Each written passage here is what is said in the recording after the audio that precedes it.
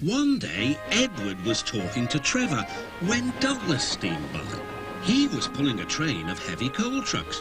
"Come on, Edward. Stop gossiping in the sun when there's work to be done." Later, Edward spoke to Douglas. "Trevor and I are old friends, and you and he have a lot in common too." "Och, aye," quizzed Douglas. "And what'd that be?" "Scrap," said Edward quietly. Douglas gasped. "Don't mention that word. It makes my wheels wobble." "It does the same to Trevor," replied Edward. "He was being sent to the scrapyard, but the vicar and I saved him. And now he's really useful again. Even so, the Fat Controller certainly does need another steam engine here." "Aye, and quickly," sighed Douglas. That night, Douglas was still working.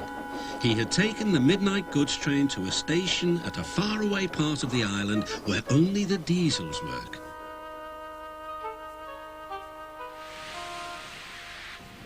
He was just shunting, ready for his return journey, when... "That sounds like a steam engine," he thought. The hiss came again. "Who's there?" asked Douglas. A whisper came. "Are you a Fat Controller's engine?" "I intruded it." "Thank goodness. I'm Oliver, and I'm with my brake van towed. We've run out of coal and have no more steam." "But what are you doing?" "Escaping." "From what?" "Scrap." Douglas shivered. Then he remembered Edward's story about saving Trevor. "I'll be glad to help you," he said. "It'll have to look as if you're ready for scrap, and I'm taking you away." The drivers and firemen agreed to help too.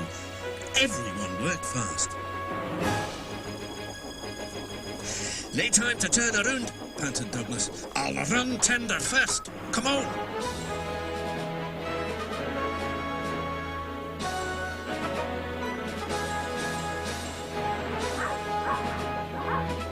But before they could clear the station, they were stopped. "Aha!" exclaimed the foreman. "A Great Western engine and a brake van too. You can't take these."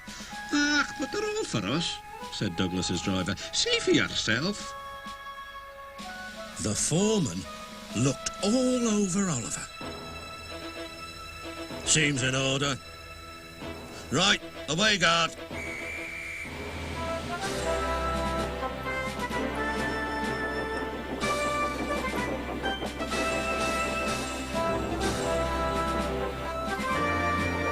"That was a neat thing," puffed Douglas. "We've had worse," smiled Oliver. And they forged ahead.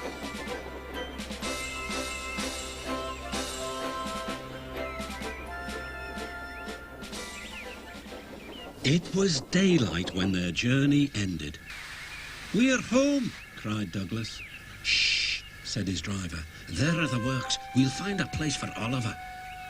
Oliver said goodbye and thank you, and Douglas puffed away. The next day, Douglas told the other engines all about Oliver. "The Fat Controller will have to know," said James. "Douglas should tell him at once," added Gordon. "Well, here he is," said a voice. "Now, what's this all about?" "Beg pardon, sir, but we do need another engine." "Yes, sir," ventured Gordon. "A steam engine, sir." "I'm afraid that unless one is saved from scrap, there's little hope." "But, sir," burst out Douglas, "one has." "Yes, indeed, and thanks to you, Douglas, he is now at our works. Oliver is just what we need for Duck's branch line." Everyone cheered. Now Oliver and Toad are mended and painted in full Great Western colours. Duck and Oliver are happy on their branch line. The others laughed at first and called it the Little Western. Duck and Oliver were delighted, and so the Little Western it will always be.